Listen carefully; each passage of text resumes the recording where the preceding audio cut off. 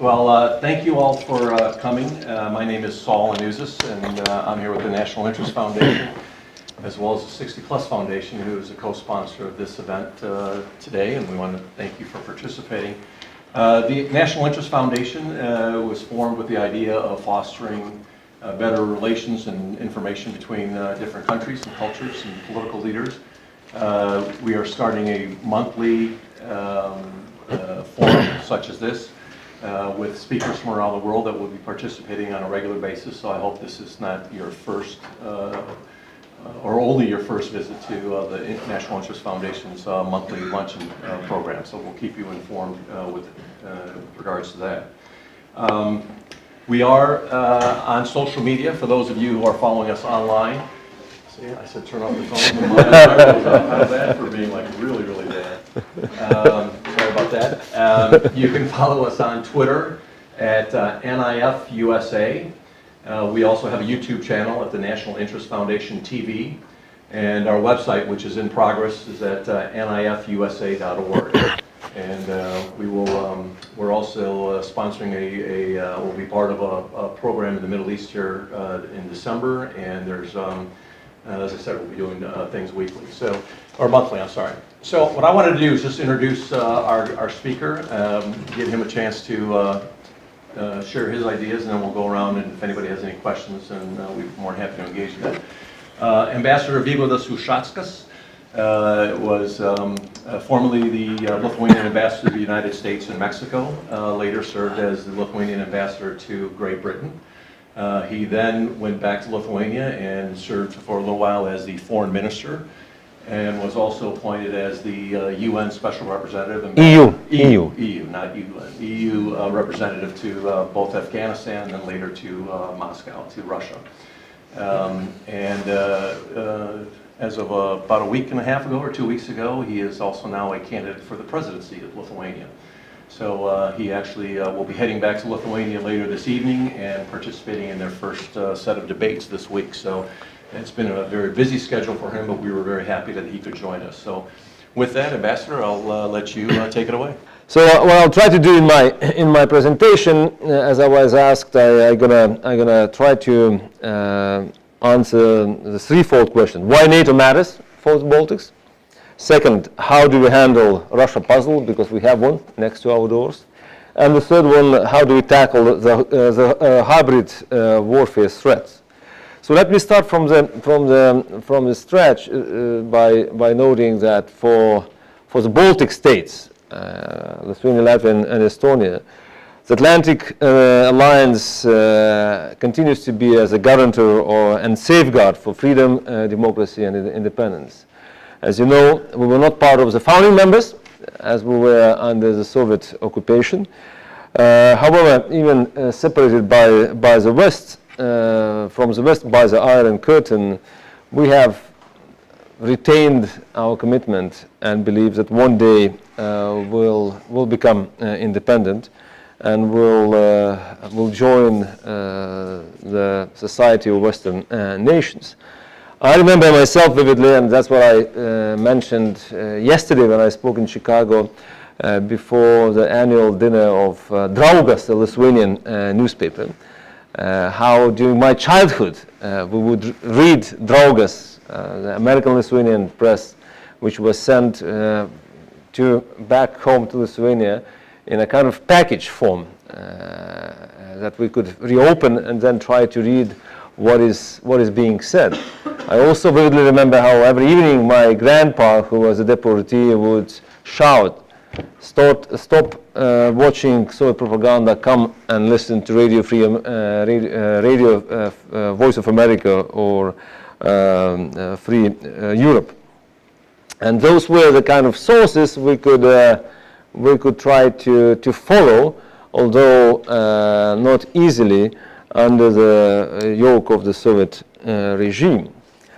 And for us, as I noticed, the alliance is not only just a hard security guarantee, but also as a recognition of and consolidation of the chosen path to democratic and free world. And of course, it was my great privilege when I was working here in 2001 and 2006 with a single clear-cut purpose to get Lithuania into NATO. And I remember those days when together with the Baltic ambassadors and others, we celebrated the vote of the Senate, 98-0, reassuring our commitment vis-à-vis NATO.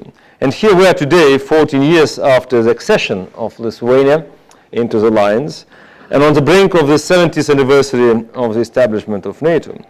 What we see that external threats and fundamental changes are calling upon us to review what is at stake and why transatlantic relations between North America and Europe still matter. What is important to note that despite introduced trade barriers and remaining disagreements, the European Union and US economic partnership is unprecedented in its magnitude. Our foreign bilateral investments and trade are as prominent as ever. We remain the largest investors and largest trade partners between the EU and the United States. The last 2 decades have also proven that when we rely on each other, Europeans and Americans, we can do a lot of good for security of our citizens and the world. As a result of a shared sense of responsibility and joint efforts of the United States and EU member states, the bloodshed in the Balkan region was terminated and the international terrorism cells in Afghanistan countered. The Europe whole and free was extended through NATO and EU enlargement processes. But most importantly, and I think that's what we sometimes forget, that our relationship was rock solid because of shared values, shared attitude toward liberty and rule of law, commitment and respect to human rights. Those always have been the Western values, the American and European values. However, today we can witness that the international rules-based system created by the West after the end of the Second World War is being challenged internally and externally. First, by non-state actors such as ISIS and Taliban. Second, by growing economic and military might of China. And thirdly, by aggressive foreign policy adventures of Russia. But we also face challenges from within the West. A number of recent unilateral decisions by the US administration have undermined multilateral diplomacy and free trade and further exacerbated problems for the historically important transatlantic community of shared values. Although yesterday, as we saw, President Donald Trump have reconfirmed his commitment and believe in NATO, which is a reassuring and important message for both, I believe, Americans and Europeans. On the other hand, we Europeans are also facing a number of difficult challenges. Brexit, migration crisis, and lack of the EU strategic capacity to act, as well as absence of a common strategic culture, weakens the European Union's powerful force of good in defense of democratic liberal order. As President Donald Trump stressed in his speech on the 6th of July last year in Warsaw, and I quote him, "The fundamental question of our time is whether the West has the will to survive. Do we have the confidence in our values to defend them at any cost?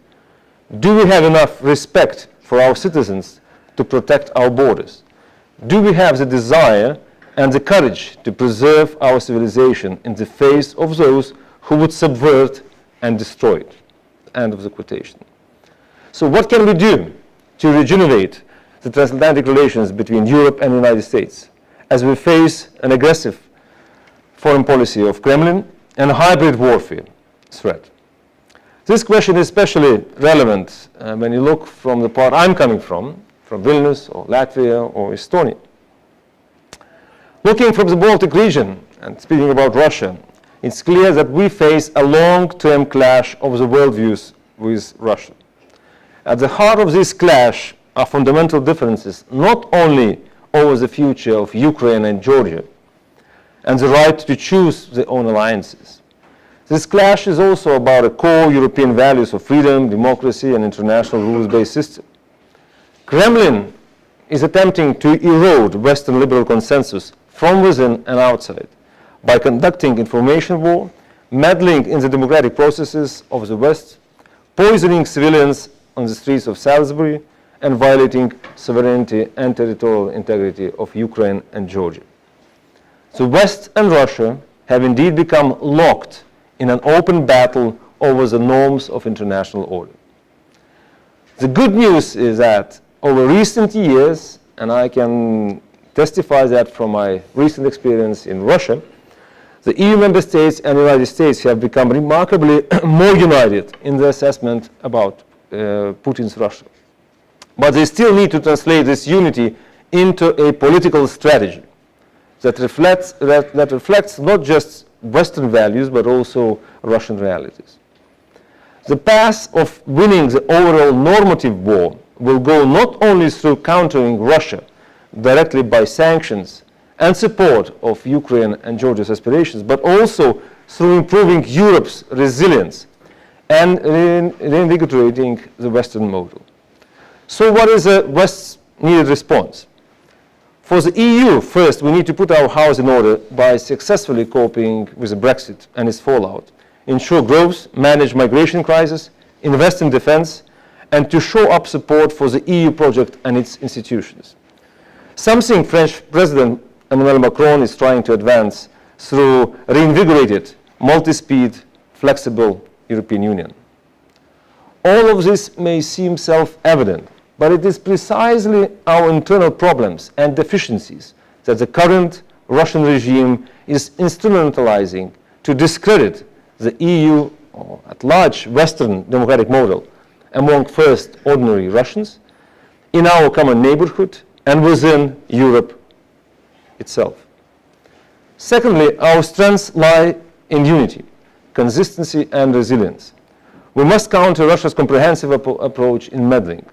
This includes further efforts to counter Russian propaganda and disinformation.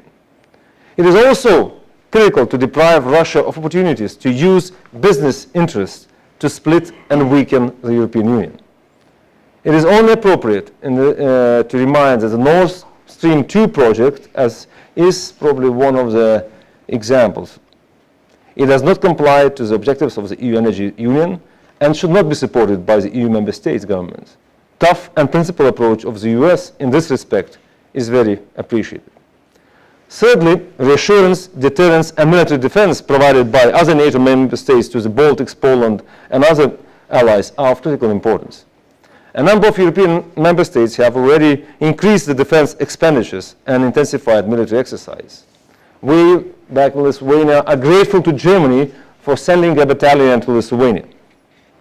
And it is of my strong belief that a permanent presence of NATO, especially American troops on the ground, would be most credible act of deterrence and most visible demonstration to Kremlin of a resolute support to defend NATO member states' territorial integrity. The presence of the US troops in the Baltics could also be accompanied by the military confidence-building measures with Russia to ease the tensions, avoid misunderstandings, and demonstrate the willingness to talk. Fourth, the EU should stand the ground in supporting the international rules-based system, from the UN Charter through the WTO rules and to the Helsinki Act and different Council of Europe conventions and protocols. Fifth, we need to provide greater support for Ukraine, economically, politically, and militarily.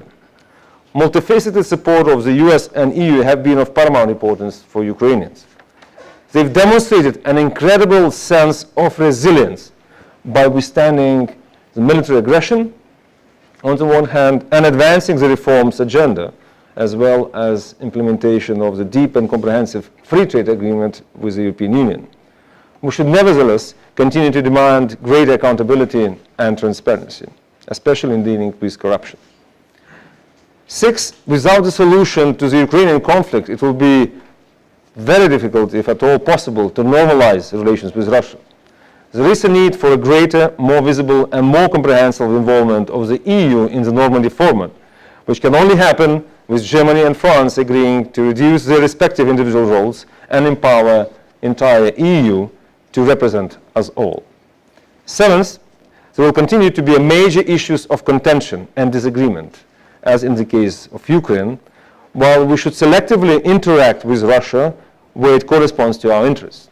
President Donald Trump continues to talk to Putin over critical conflicts and problems in Syria, North Korea, and the Middle East, as some EU member states do as well.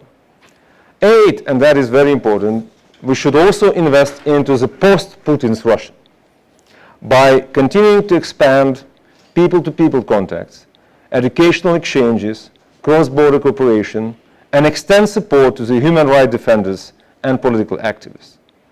The West should continue to challenge Putin's regime publicly when abuses of violations of freedoms and human rights occurs. It's clear that internally President Putin has become the hostage of the kleptocracy system he himself created, which can only change with his departure. Last but not least, if after 2024 or even before Russian citizens decide to return for the European way, we should draw the lessons from the past and provide a credible roadmap to it. For that, we need the Western strategy of our relations with the future democratic Russia. However, whatever strategy we may design, it should be made very clear that the road of Russia to Europe goes through Kiev, through the respect of territorial integrity and the free choice of Ukrainians to choose their alliances. Now let me move to the 21st century hybrid warfare threat, which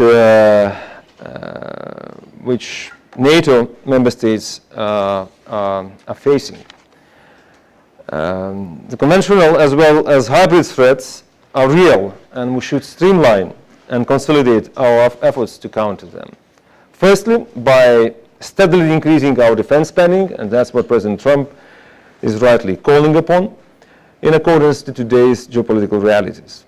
Second, we should strengthen our vigilance and resilience to effectively counter disinformation attacks by disclosing and shaming the sources as well as preventing from future attacks. Third, we should answer cyber attacks with joint efforts of the allies, adopting response mechanisms and ensuring adversaries that there will be certain retaliation. Fourth, assassination of citizens, as in the case of Skripal, should have very serious political and economic consequences on Kremlin. Fifth, we should further expand intelligence and security cooperation to expose and prevent Russia's meddling in the internal affairs of foreign countries. We should also keep NATO membership doors open for the Eastern European and Western Balkan countries who have proven their democratic credentials and capacity to contribute to transatlantic security while expanding military and security cooperation in new formats.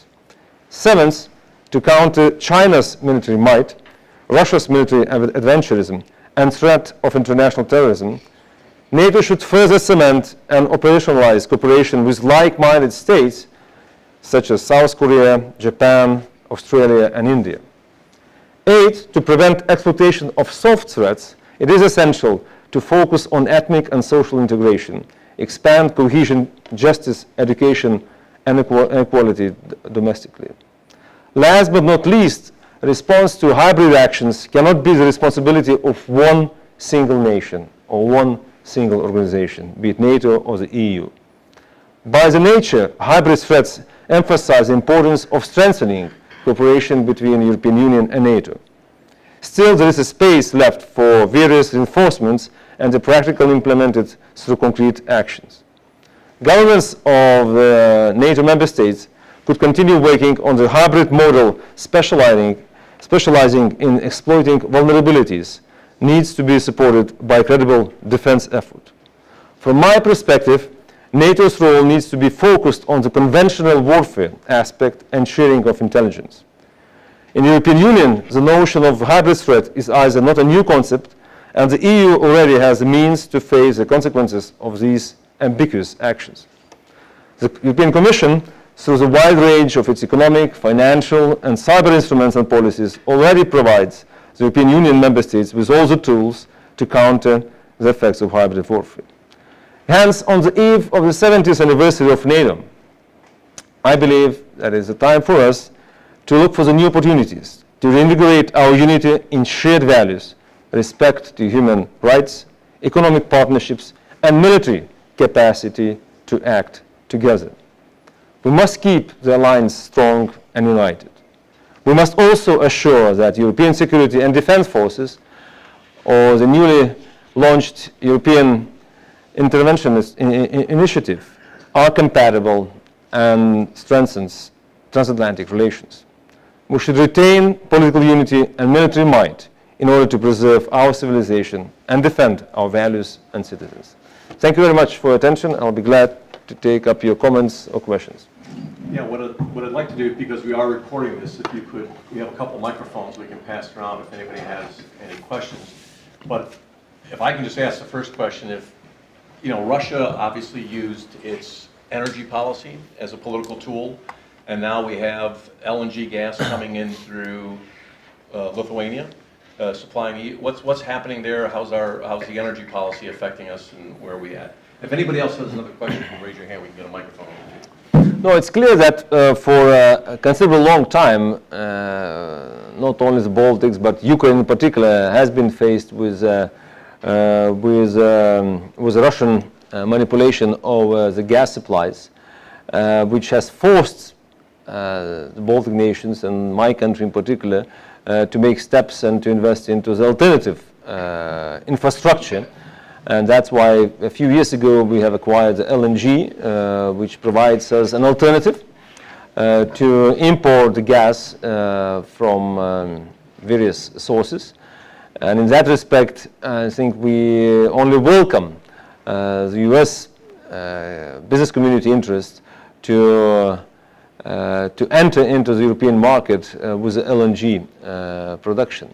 I've just attended a meeting in Bucharest of 3C initiative, where many European and American companies have been discussing the future partnerships so as to provide an alternative gas sources not only for Lithuania or Poland, but also for other European countries. And I think that is a very healthy and very welcome initiative.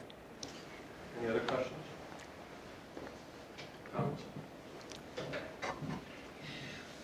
The European Institute at Kaunas Technological University, you just spoke of alternatives for the gas pipeline. The Baltic countries have a lot of coal, and there are efforts now to convert coal to natural gas more cheaply than they can be dug up. Natural gas can be dug up. What sort of attention to alternatives to coal do you envision very shortly? Well, first of all, the Baltic states don't have much of the coal. It's Poland who has a big sources. And I should note that as of today, I'm not anymore at the KTU, Institute of Europe, since my participation in the political life of Lithuania. So I'm now a freelancer consultant. Having said this, again, for us, I mean, I don't remember now in terms of the package how much coal we consume for the needs of the energy, but I don't think it has a very significant number in the Baltic states. Lira may help me on this, but I mean, I think it went down significantly in the course of the last 25 years. So primarily it's alternative energy, it's gas, but it's also alternative energy sources. Anybody else?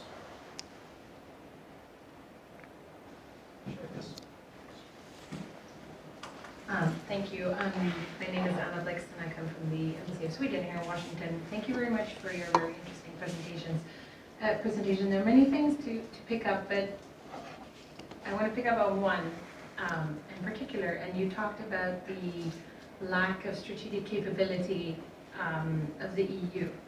Would you mind kind of developing that? How do you see the EU going forward when it comes to establishing that type of capability? Do you think that we have the tools, the resources? I mean, political will is, of course, one of those things one need in order to act. But what do you see in terms of tools and structures that could be added or modified to get that type of capability? Well, thank you very much. I think thank you for a very good question from European to European to talk about it in America.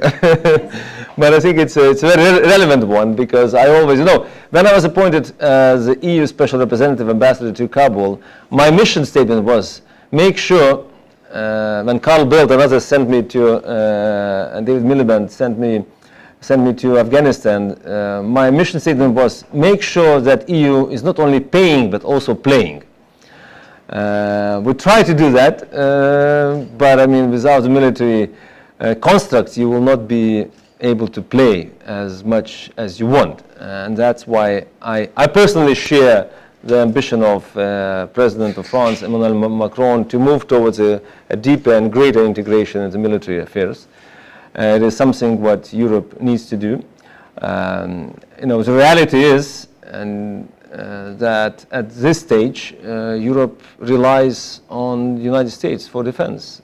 We will not be able to defend the European continent without American troops, and that's a reality which we face. I would like to retain the transatlantic relationships rock solid, but at the same time, I think Americans are also anticipating, as we hear from President Donald Trump,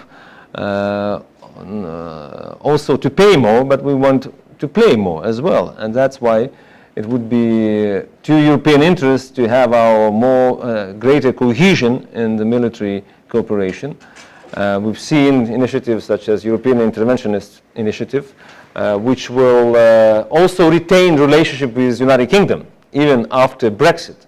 So we will see that the military cooperation will stay intact even after the Brexit, and that is, I think, a very valuable and very important initiative, because the Brits and Europeans do understand how important for us is to, I mean, even after the divorce, that the marriage in certain areas is retained, and that is, I think, something what we need to move forward. The problem for the EU, as you know, is not only about that we lack strategic capacity.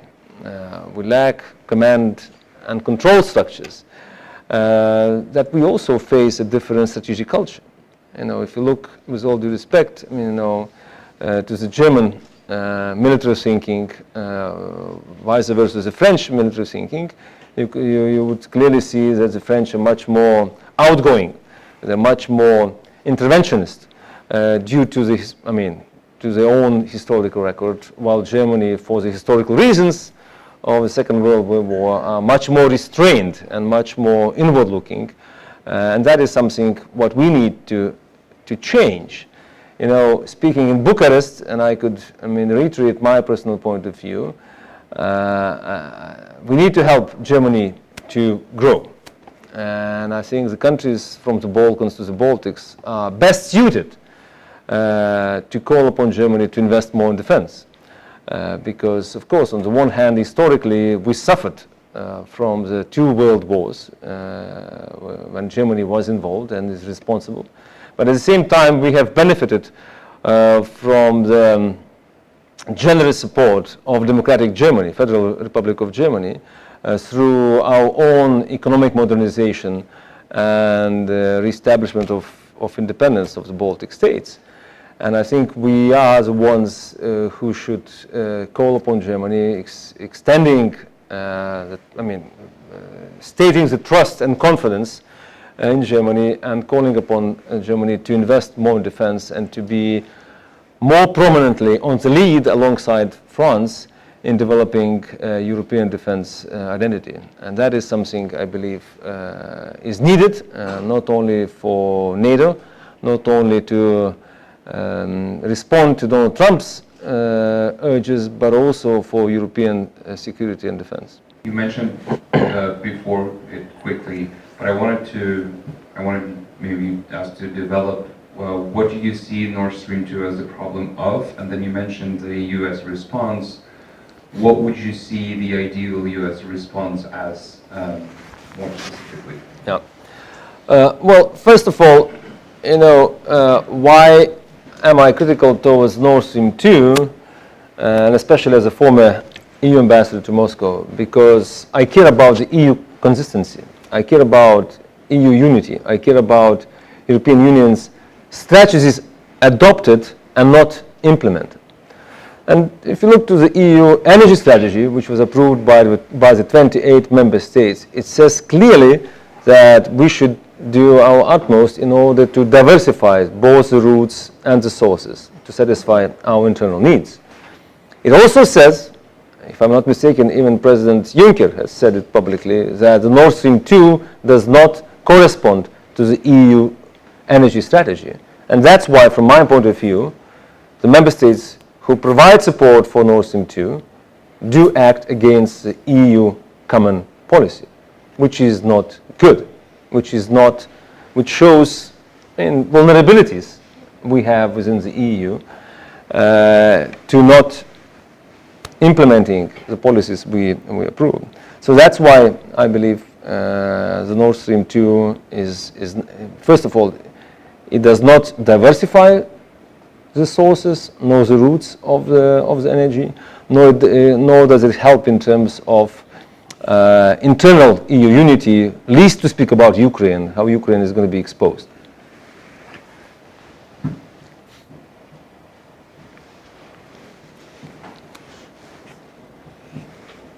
Stanley Kober, I'd like to address this issue of values and keep it within Europe. Because you were mentioning the EU a lot, but the EU is having some problems of identity. Britain will be leaving. The idea of the common identity. In your neighborhood in Eastern Europe, there are tensions with Brussels, Poland and Hungary, for example, and now with Italy as well. The sense of a common identity in Europe now seems to be under threat. It is no longer as popular, as taken for granted as it used to be. You still have countries who want to be in the EU. With Brexit, you're now seeing a move away. And so when we talk about common values, it seems to me we have to examine what is happening to these issues of identity within Europe. Well, thank you. It is indeed a relevant question, and when I spoke, I said that EU itself is not without the challenges which are coming from within. What I would respond into your question is, it's not so much about the values. I think we Europeans, we share the same values of human dignity, freedom, and the rule of law. The problem I see that some politicians in the EU, or even some governments, by their appropriate actions, have made a cause for concern by the EU institutions of not respecting fully independence of judiciary or the free press. Having said this, however, the deeper problem I see is indeed that, which you rightly noted, that we face a differentiated attitude when it comes to the identity of nation state vis-a-vis supranational institutions. And Peter Moscovici, in his book on Europe, which he published last year, I think have rightly noted that we face a difference among the EU member states on how and to what extent do we want to share sovereignty with the supranational institutions. He has asserted in his book that due to lost independence, full independence, the Eastern European countries do take more care and are less interested to give more powers to Brussels than the ones who were the founding members of the EU. I disagree with his assertion because I think even among the Eastern European countries you have different attitudes. My own country, for example, is the most enthusiastic about the EU. And through the opinion polls, like 80% approval rate.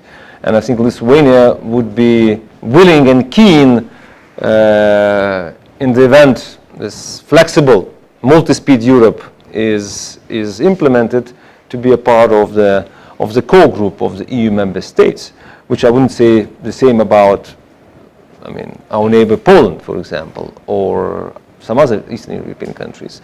And that's why I think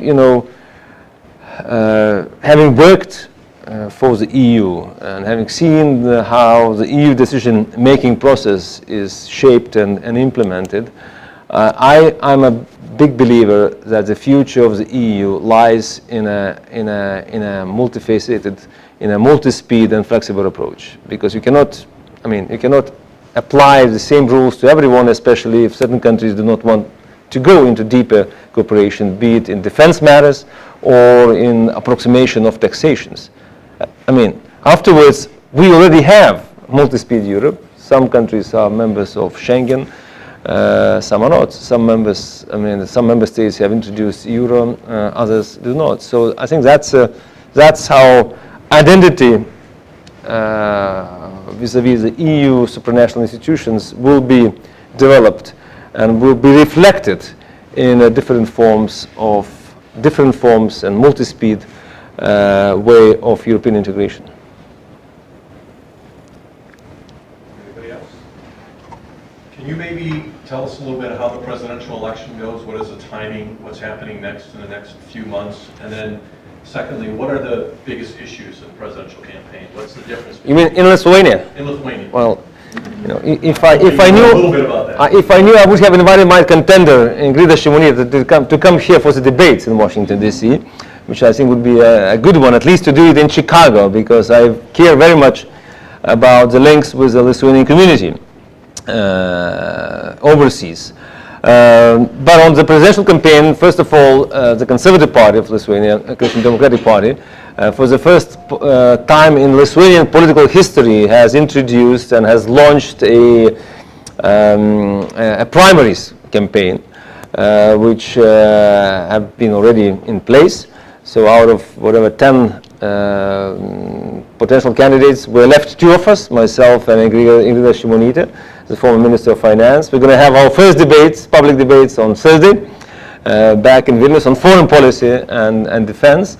And then we're going to have the second round of debate 22nd of October in Kaunas on economics and internal politics. And then the vote will take place on the 3rd and 4th of November. So that's what the Conservative Party is organizing. And then the national elections will take place in May 2019. Before we need to collect, candidates need to collect 20,000 signatures, organize a campaign, etc., etc. At the same time, we're going to have also local elections and elections to European Parliament. So Lithuanian political life is going to be pretty busy. What are the main issues from my point of view? We face a twofold challenge. On an external front, indeed, are those international, global changes and the challenges and threats which come from the aggressive policy of Kremlin. Internally, from my point of view, the biggest challenge is demographic crisis in Lithuania. While in 1991, when we regained independence, we have 3.7 million inhabitants. We're now down to 2.8, and a lot of young, skilled people leave for Great Britain, Ireland, or United States. And while economic growth, looks like, in average among the EU is pretty high, 3.2. But we need to find a recipe for greater growth, because if we really want to catch up with the middle average of the EU income, we need our economy to grow twice than what we have now, and we need also to reduce the difference and the gap which is so evident between Vilnius region and the rest of Lithuania. So those are the main topics which people are concerned: is social injustice and the gap within society. Anybody else? Hi, thank you for your talk. Joanna Roberts from the National Academy of Sciences. You talked a little bit about exchange programs between the U.S. and EU post-Putin. What kind of programs or projects were you looking at, and how can nonprofits in the U.S. help to move that forward? Well, I was speaking about I was speaking about, I mean, in terms of what kind of relationships, how can we interact with Russia, the US and EU, the West. And, you know, I'm very proud and glad that despite all the tensions and conflict we had with Russia over the last four or 5 years since Crimea's illegal annexation and the war in eastern Ukraine, European Union, despite of the problems we had, and you know, a number of non-profit and NGOs, especially of the US, were closed. I mean, many institutes and NGOs which will work together in support for human defenders, and the different NGOs have to terminate the functioning, but somehow, you know, Russian authorities have tolerated and continue to tolerate the EU presence. So we have a pretty large portfolio of support for in support of human rights defenders. We also doubled the EU budget for the student exchange. For example, this year I think we have allocated like 25 million euros for different Erasmus Plus programs, which you know, provide scholarship for Russian students in the EU universities. And if, I mean, 2 years ago we used to host like 2,000 Russian students. Now under the program of Erasmus Plus, this year we've been hosting like over 4,000 student exchanges. So that's I think it's a long-term and important contribution, which United States could also match and support. You know, personally, I don't see much of the change coming within the Russia under the President Putin. So we'll have to have a smart policy of engagement, talking with like-minded people. You know, the best contribution would be, I mean, you know, success of Ukraine. If Ukraine succeeds in its modernization in terms of giving up, I mean, on corruption, having a modern, competitive economy, and greater and respect of human rights and democracy, you know, that could be a very strong message to the ordinary Russians, who certainly follow what's happening in Ukraine, and may cause Russians start asking themselves why we're different, why we couldn't, I mean, turn our country around and follow similar example. And that's, in the meantime, you know, these educational exchanges,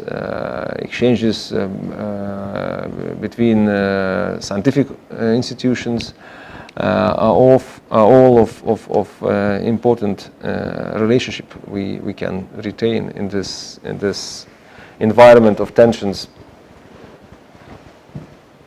Anybody else? Well, on behalf of the National Interest Foundation and the 60 Plus Foundation, Ambassador Usackas, thank you very much for your time, and thank you all for coming, and I hope you'll participate in programs as we do this on a monthly basis. So thank you very much. Thank you so much, all.